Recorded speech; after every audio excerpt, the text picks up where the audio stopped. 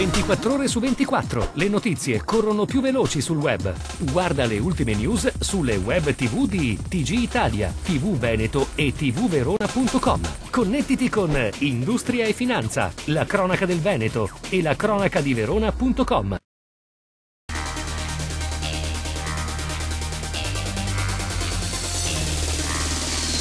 Numero assoluto, i precari italiani raggiungono quasi i 3 milioni e mezzo di unità.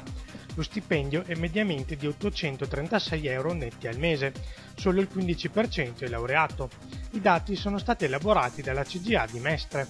La più alta concentrazione di lavoratori precari italiani è nel pubblico impiego. Infatti nella scuola e nella sanità ne troviamo 514.000, nei servizi pubblici e in quelli sociali 477.000. Se includiamo anche i 119.000 circa che sono occupati direttamente nella pubblica amministrazione, il 34% del totale dei precari italiani è alle dipendenze del pubblico.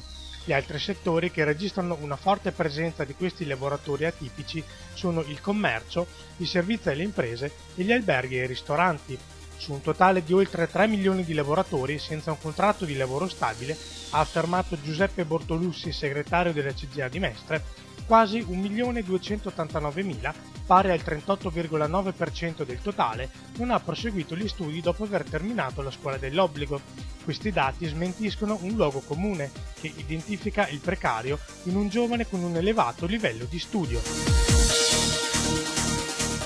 Questa mattina ad Abano Terme una convenzione tra provincia di Padova e Guardia di Finanza, chiavi in mano ai Baschi Verdi che prenderanno casa nel territorio termale, 130 metri quadri complessivi messi a nuovo che verranno destinati in particolare agli uomini dei reparti speciali del nucleo antiterrorismo pronto impiego di stanza a Padova. Un segnale positivo per Abano ed il comparto turistico termale che negli ultimi tempi è stato spesso bersagliato da venditori abusivi che affollano la zona pedonale vendendo merci spesso contraffatte. Noi avevamo questo appartamento che non era affittato e quindi era disponibile e quindi si utilizza un bene pubblico per un servizio pubblico.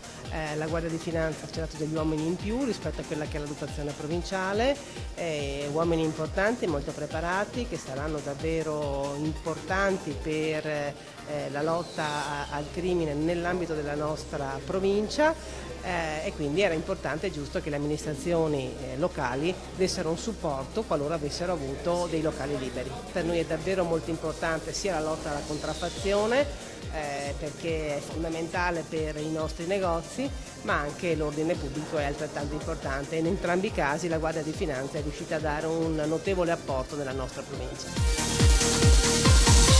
Sono assolutamente convinto che la spending review, così come è impostata, sia incostituzionale, quindi faremo ricorso alla Corte Costituzionale. È il minimo. Lo ha affermato il governatore del Veneto Luca Zaia. È incostituzionale e non lo dico perché mi voglio riempire la bocca con questo termine, ha aggiunto Zaia, ma perché sono estremamente convinto che ci sia una disparità di trattamento evidente tra regione e regione. Sono assolutamente favorevole alla spending review, ma non è ammissibile che vengano applicati criteri diversi da territorio a territorio. La verità è che con i tagli lineari finisci per punire i virtuosi e premiare ancora gli spreconi. Si dovrebbero applicare dei tagli dove si spreca. I datori di lavoro veneti esprimono intenzioni di assunzione ancora deboli per il terzo trimestre del 2012, secondo quanto emerso dall'indagine Previsioni Manpower sull'occupazione. Le intenzioni di assunzione espresse dai datori di lavoro delle aziende del Veneto registrano una previsione sull'occupazione pari a meno 6%, indebolita di 2 punti percentuali da un trimestre all'altro e di 5 punti percentuali rispetto a un anno fa. L'indagine trimestrale condotta da Manpower Group ha coinvolto nel Veneto un campione statisticamente significativo di aziende che, esprimendo le proprie intenzioni di assunzione per il trimestre da luglio a settembre 2012, ha delineato uno scenario occupazionale piuttosto negativo, un dato relativamente stabile da un trimestre all'altro, ma lievemente più debole da un anno all'altro. Il dato emerso dall'inchiesta meno 6% significa che la percentuale dei datori di lavoro della regione che hanno espresso intenzione di assumere nuovo personale è minore della percentuale di quanti hanno invece previsto di ridurre il proprio organico. Le politiche di bilancio messe in moto da questa amministrazione cominciano, pur nella problematicità della situazione, a manifestare i loro effetti positivi, dimostrando come la Regione del Veneto stia reagendo alla svolta restrittiva che la finanza pubblica italiana ha avuto e sta tuttora avendo sui suoi conti.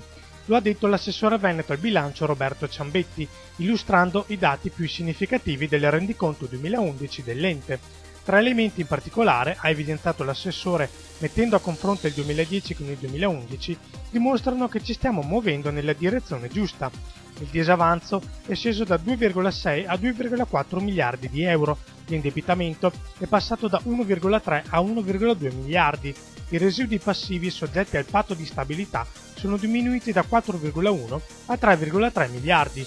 Inoltre, nella scarsità di risorse, la Regione ha operato per ottenere un differenziale positivo tra le entrate correnti e le uscite correnti, così da assicurare una copertura finanziaria più che all'assunzione di nuove spese, allo smaltimento di quelle pregresse, elemento questo fondamentale, ha sottolineato Ciambetti, per ridurre i debiti verso i fornitori.